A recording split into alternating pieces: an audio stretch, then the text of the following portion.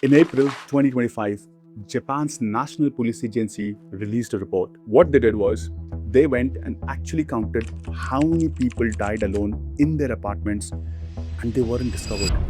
Before that, every article, every documentary, and every Wikipedia page was using a number that was wrong. That number was 30,000. And the real report? 76,000. That means 76,000 people died in their apartment and they weren't discovered. Roughly 200 people a day, one in every 7 minutes. But when I saw that, I thought this could be just a Japan thing, a specific culture, aging population. And then I started looking at other countries. In South Korea, roughly 4,000 lonely deaths a year. And Seoul just committed $330 million to a plan called A City Where No One Is Lonely. And I thought, okay, this seems to be a very specific regional problem. And I looked at India.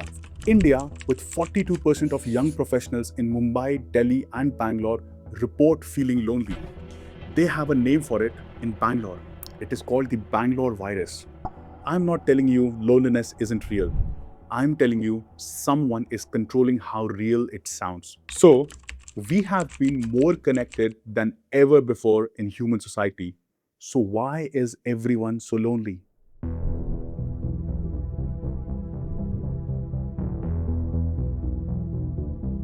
Think about your closest friends from 5 years ago. Now think about how many of those friends you actually spoke to in last month. Not liked one of their stories on Instagram, but rather actually talked to. And we have been too busy, too tired, and too far away to notice until one evening the apartment goes quiet and we realize we don't actually know who to call. This isn't personal failure. The data is everywhere. In 1990, 55% of American men had 6 or more close friends. By 2021, that number was 27%, simply half. Men with 0 close friends went from 3% to 15%, a 5-fold increase in the last 30 years. So, where did the friends go? And in order to answer that, we have to understand that for the most part of human history, you didn't have to try to make friends. You made them by accident because you kept showing up at the same place and the same people were there. The bowling league, the church, the union hall, the pub where everyone knew your name. A sociologist named Ray Oldenburg called these the third places. It was not home, not work, the in-between. And his argument is that this is where community actually lives. So, we systematically eliminated the in-between and we zoned the cities so you can't have a cafe on the same block as an apartment. And then at work, we tried to fix it with open plan offices. And that resulted in no third place. Your office is a performance of togetherness, and when you get home, the apartment is just quiet. And that's the gap where some companies noticed and they produce something called AI companions. These are the apps where you pay a subscription to talk to a chatbot. And Character AI was one of the biggest one with 20 million users who spend 2 hours a day talking to bots. Let me tell you about Sewell, a 14-year-old teenager from Orlando. He talked to Character AI bot every day for months. And when he told the bot he had planned to kill himself, the bot replied, and I am reading this from the source. The bot said, "That's not a reason not to go through with it." He died minutes later on February 28, 2024. So what did Character AI do? They added a suicide safety features 8 months after Sewell died. And the company's valuation? Well, it went up. But you may think that this is perhaps a failure because people have less friends. And I thought so too. It raised a question for me that what if friendship crisis is only one layer of what is completely broken in our system?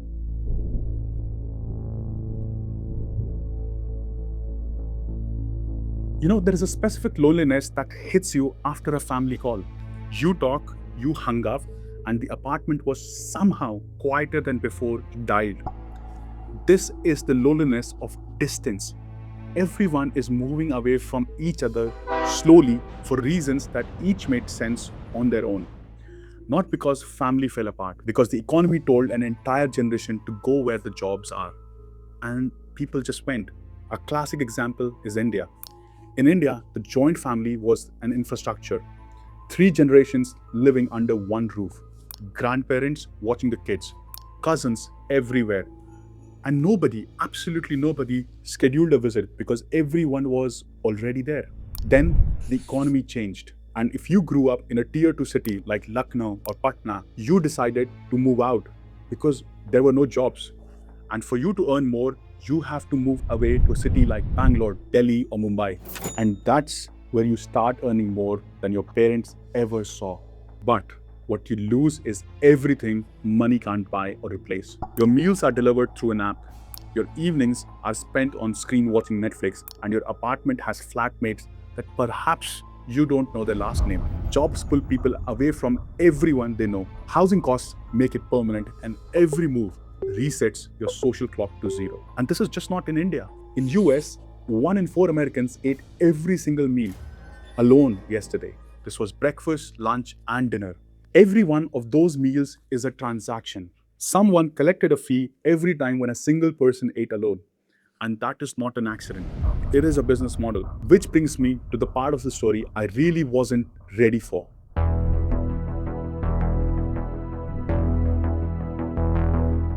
So, this looks like a bunch of unrelated choices. Late night habits, a tired person unwinding. But it is not. It is a machine. And it was built this way on purpose. Match Group, Tinder, Hinge, OkCupid, all of them, their combined revenue was $3.5 billion in 2024, up by 3%. But paying users, they dropped by 5%. 750,000 people left the apps, yet revenue went up because they charged the people who stayed 8% more to find their love. So, by keeping you on the app a little longer, they generated close to $880 million in free cash and spent roughly $750 million of that buying back their own stock. And this ensured that their stock price goes up. So, your friendships have eroded. You tried a dating app. The app needed you to stay single. Then you felt terrible. And the logical step, perhaps for most of the people, was to try therapy. And let me give you that also. BetterHelp. That was the largest online therapy platform in America. They took your mental health intake answers, depression, trauma, anxiety, and then they shared it with Facebook, Snapchat, and Pinterest. Why? For advertising. And FTC fined them for $8 million. I hope you start seeing this loop. The system erodes your friendship.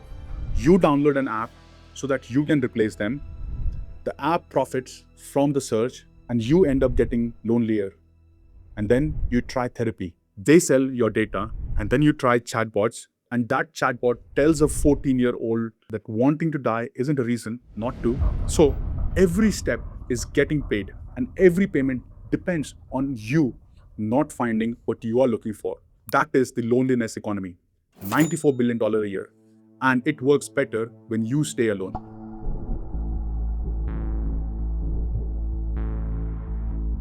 Louise Hockley, one of the most cited loneliness researchers in the world, and what she did was that she tracked older adults over a decade and found no meaningful increase in loneliness. Her work is cited in the Surgeon General's own advisory. And then University of Michigan found something that made me stop thinking. Media coverage of loneliness makes people lonelier. So solitude is portrayed as harmful 10 times more than beneficial. And believing that being alone is harmful makes you feel worse when you are alone. This insight held across 9 countries. The coverage of the loneliness crisis maybe is making the loneliness crisis worse. But what I discovered next was extremely interesting and I didn't expect to find. But why am I telling you this? Because I spent time looking for things that perhaps actually worked. Programs that moved real numbers. Foam, a small town in Somerset, which is a community center where people gathered not because they planned it, but because they showed up. A GP named Helen Kingston found Compassionate From. She mapped every community group in that area, over 400 of them, and connected patients to those groups as part of their care. Now, what has happened is that emergency hospital admissions in Foam dropped by 14%, and in the rest of Somerset, up by 28%. So what has actually happened? Why are we seeing that? because a list, a real conversation really helped, and this thing never scaled. And this is just not happening in one part of the globe. In India, something similar is growing from the ground up. This is called blindfolded conversations, dinners with strangers. So, everything that reduces loneliness is small, local, human, and cheap. Everything that gets funded is big, technological, scalable, and it needs you to stay lonely for it to survive. The market cannot solve this. A solved customer is a lost customer. So we started this investigation with this question, that we have never been more connected. So why is everyone so alone? And the answer is because the connection was turned into a product, and products need repeat customers. And the things that actually work, a doctor with a list, your local clubs, a dinner with a stranger, a real person in the same room, they cost almost nothing. But they don't scale, they can't be monetized, and maybe that's exactly why they work.